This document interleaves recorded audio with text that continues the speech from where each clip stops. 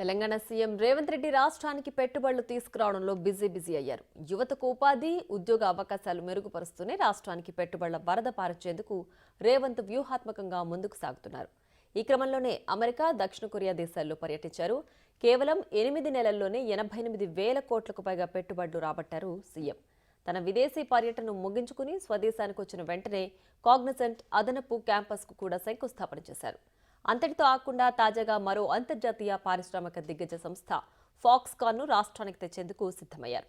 ఈ క్రమంలో Foxconn chairman young Liu నేతృత్వంలోని సంస్థ ప్రతినిధి బృందంలో ఢిల్లీలో సీఎం సంప్రదింపులు జరిపారు.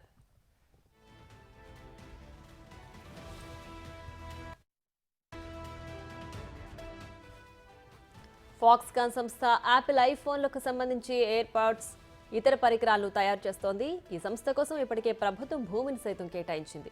ఇది అందుబాటులోకి వస్తే యాపిల్ సంస్థకు అవసరమైన ఎయిర్పాడ్స్, ఇతర యాక్సెసరీస్ను తయారీ తెలంగాణ నుంచి కూడా మొదలవుతుంది. తద్వారా రాష్ట్రంలో వేలాది ఉద్యోగ అవకాశాలు పెరుగుతాయి.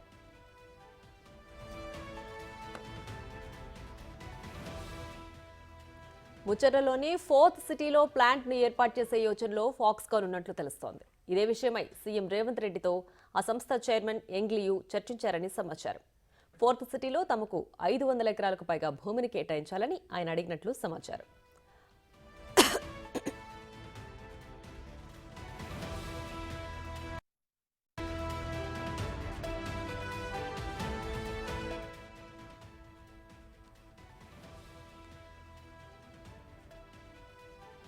హైదరాబాద్లో పెట్టుబడులకు అనుకూలమైన పరిస్థితులు, ప్రభుత్వం నుంచి అందించే మద్దతుపై సీఎం రేవంత్ యంగ్ లియూకు వివరించారు.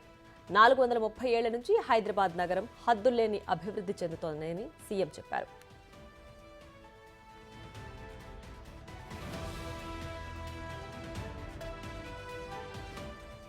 కాలక్రమంలో ఇప్పటి వరకు 3 నగరాలుగా హైదరాబాద్ అభివృద్ధి చెందిందని యంగ్ లియూ దృష్టికి తీసుకెళ్లారు సీఎం. ఇప్పుడు 4 నగరాన్ని నిర్మించేందుకు ప్రణాళికలు సిద్ధం చేస్తున్నామని చెప్పారు. ప్రపంచ అవసరాలను దృష్టిలో ఉంచుకుని ఫ్యూచర్ సిటీ పేరుతో కొత్త నగరం నిర్మాణం ఉంటుందని వివరించారు సీఎం. 4th సిటీలో విద్య, వైద్యం, క్రీడా, ఎలక్ట్రానిక్స్, ఎలక్ట్రికల్, స్కిల్ డెవలప్మెంట్ లాంటి రంగాలకు పెద్దపీట వేస్తామని చెప్పారు.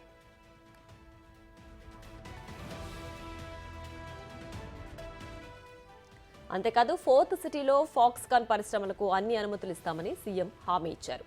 దీనిపై యంగ్ లియూ సానుకూలంగా స్పందించారు. రేవంత్ ప్రభుత్వం తీసుకుంటున్న చర్యలు, అందిస్తున్న ప్రోత్సాహకాలపై ప్రశంసల వర్షం కురిపించారు లియూ. సాధ్యమైనంత త్వరగా స్వయంగా తానే హైదరాబాద్ను సందర్శిస్తారని సీఎంకు లియూ చెప్పారు.